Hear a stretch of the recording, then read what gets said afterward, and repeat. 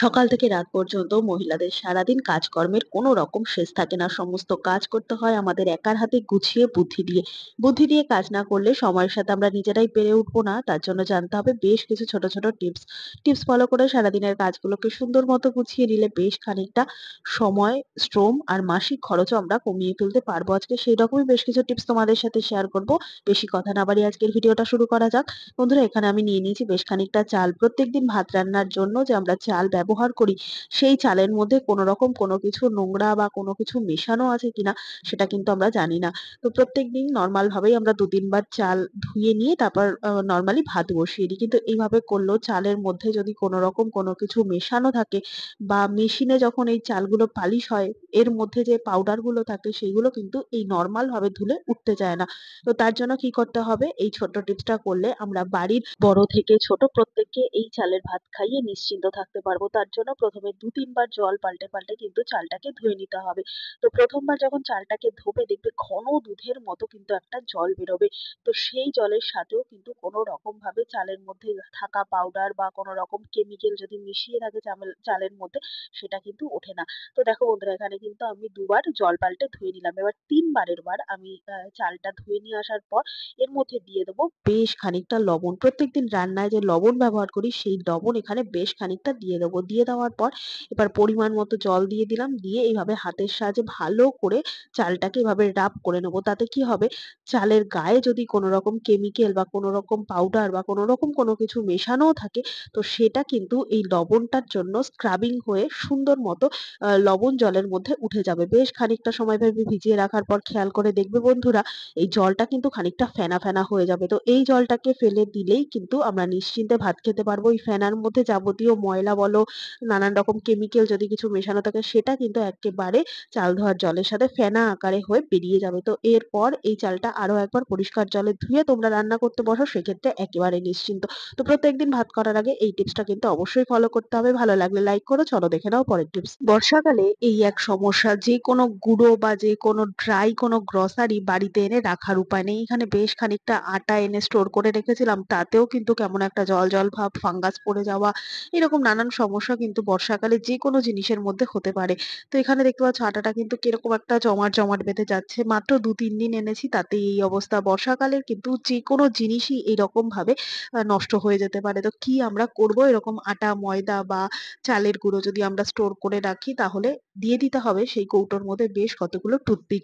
হ্যাঁ বন্ধুরা, টুথপিক গুলো যেহেতু কাঠের হয়, তো কাঠটা কি করবে? এরকম ভাবে আটার মধ্যে দিয়ে দিলে এর মধ্যে যদি কোনো রকম ভাবে জলীয় কোনো কিছু থাকে, তো সেটাকে কিন্তু অ্যাবসর্ব করে নেবে, সাথে ফাঙ্গাস ধরতে দেবে না, আর ড্রাই রাখবে, ঝুরঝুরে রাখবে। আর যদি তোমাদের কাছে টুথপিক না থাকে, সেক্ষেত্রে কাঠের চামচ বা ছোট, ছোট কাঠের যদি কোনো হাতা হয়, সেগুলোও কিন্তু তোমরা এই কৌটোর মধ্যে ব্যবহার করতে পারো। তাতে অনেকদিন পর্যন্ত ফ্রেশ থাকবে। টিপসটা ভালো লাগলে লাইক করতে ভুলো না। চলো দেখে নাও পরের টিপস। প্রত্যেকদিন রান্নার জন্য আমাদের কিন্তু বেশ কিছু সবজিপাতি কাটতেই হয়। সেটা যে ধরনেরই সবজি হোক, আলু, পেঁয়াজ হোক বা নরমাল কোনো সবজি হোক, তো সেটা আমরা কি করি? ছুরি দিয়ে কাটতে গেলে কিন্তু এরকমভাবে মেঝের মধ্যে রেখে আমরা সবজিগুলোকে কাটি। তো আমাদের অনেকেরই আছে চপিং বোর্ড নেই, বা চপিং বোর্ড না থাকলে কিন্তু কখনোই আমরা এরকমভাবে মেঝের মধ্যে সবজি রেখে কাটবো না।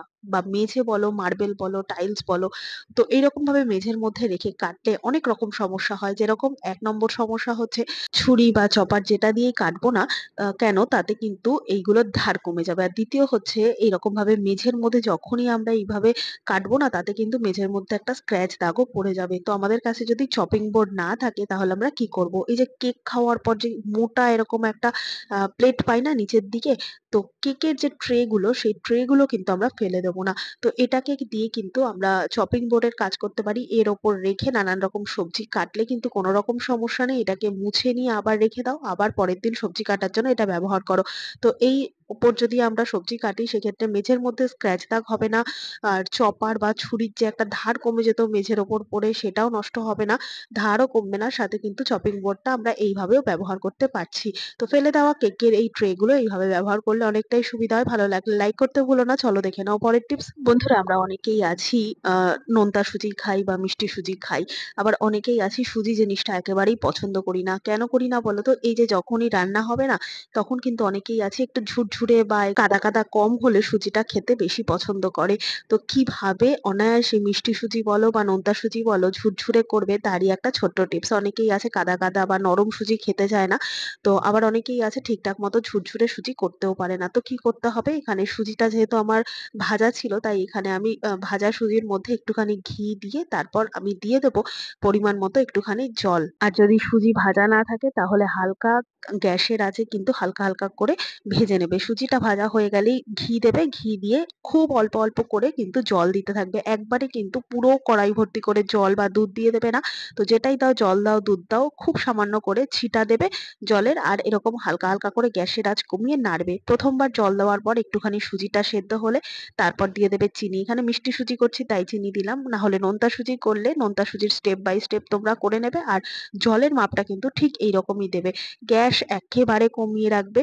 আর কোনো রকম ভাবে কিন্তু গ্যাসের আঁচ বাড়ানো যাবে না। তাতে কি হবে? পোড়া লেগে যাবে। সাথে কিন্তু সুজিগুলো ঝুরঝুরে হবে না। একটু সময় নিয়ে জলের ছিটা দিয়ে তারপর যদি তোমরা সুজিটাকে বানাও সেক্ষেত্রে খেয়াল করে দেখবে বন্ধুরা এই সুজি কিন্তু একেবারে ঝুরঝুরে হবে। কোনো রকম কাদা, কাদা ব্যাপার থাকবে না। জলের পরিবর্তে তোমরা দুধের ব্যবহার করতে পারো। এরপর হালকা হাতে এরকম ভাবে একটুখানি করে নাড়াবে।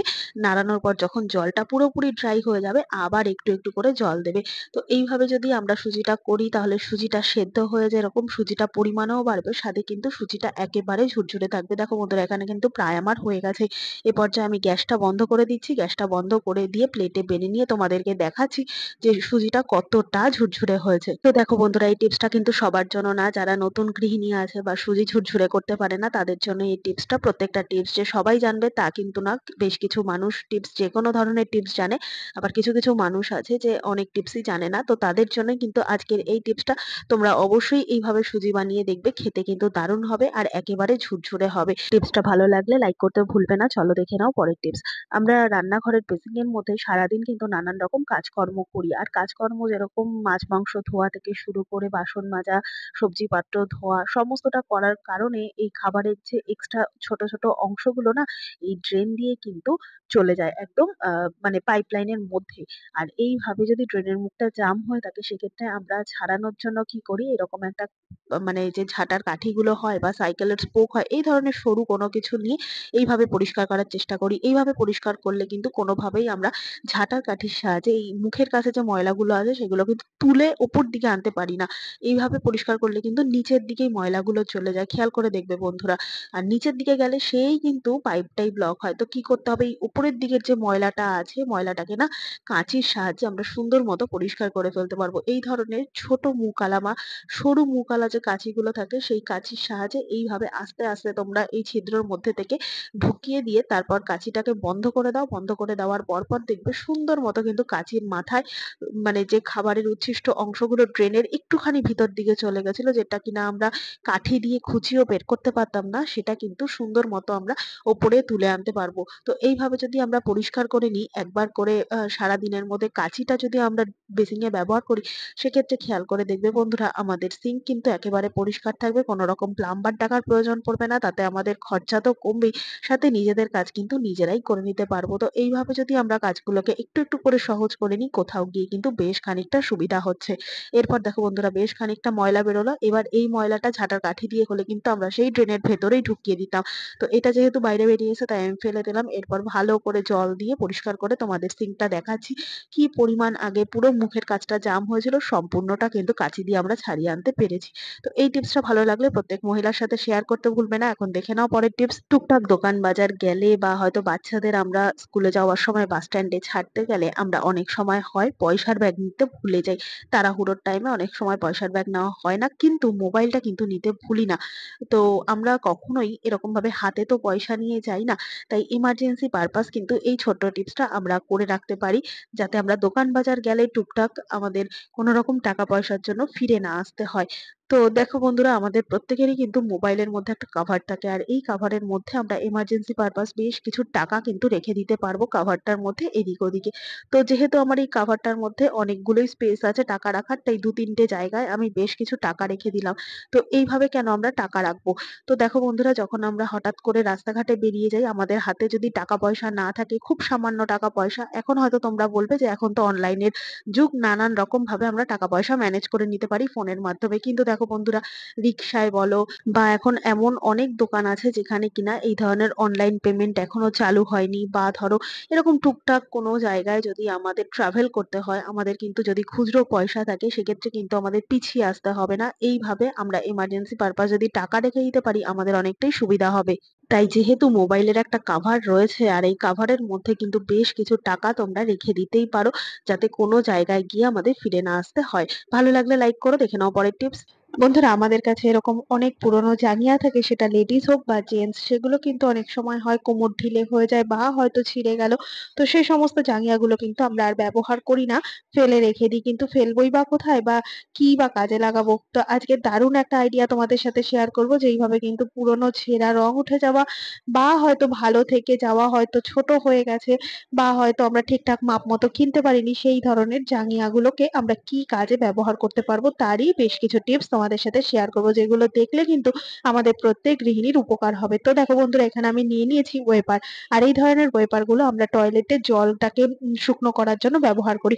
কিন্তু খেয়াল করে দেখবে বন্ধুরা, এই ওয়েপারের নিচের দিকে রাবারটা যদি ঢিলে হয়ে যায় ব্যবহার করতে করতে, সেক্ষেত্রে কিন্তু আর জলটা ঠিকঠাক মতো সোপ হয় না। সেক্ষেত্রে আমরা ওয়েপারটাকেও বাতিল করে দিই। তো বাতিল হয়ে যাওয়া ওয়েপার দিয়ে সুন্দর মতো আমরা মপ বানিয়ে নিতে পারবো।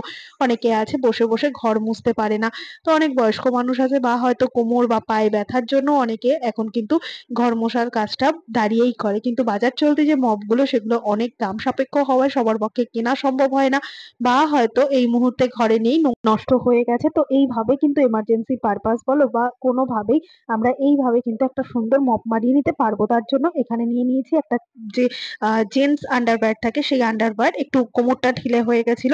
তো এই আন্ডারওয়্যারটাকে এরকম ভাবে ক্লথ ক্লিপের সাহায্যে ওয়েপারের মধ্যে লাগিয়ে দাও।